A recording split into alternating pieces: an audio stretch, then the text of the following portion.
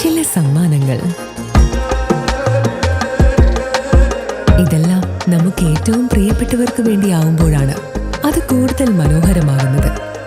Leo's gold and ഡയമണ്ട്സിന്റെ പരിശുദ്ധമായ സ്വർണം പോലെ. Leo's gold and diamonds. Irinjalakuda Koodalmanikyam ക്ഷേത്രത്തിൽ ഉത്സവത്തിനെത്തിച്ച ആന ഇടഞ്ഞു. പുലർച്ചെ 1 മണിയോടെയാണ് സംഭവം. മച്ചാട് ഗോപാലൻ എന്ന ആനയാണ് ഇടഞ്ഞത്.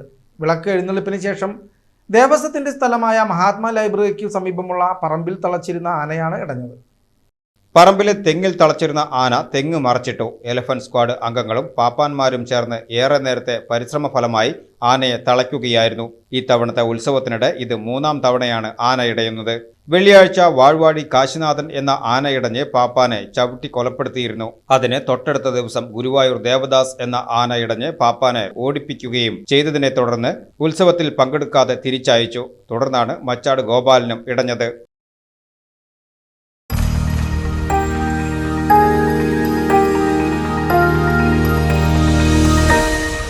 You are watching VCV News.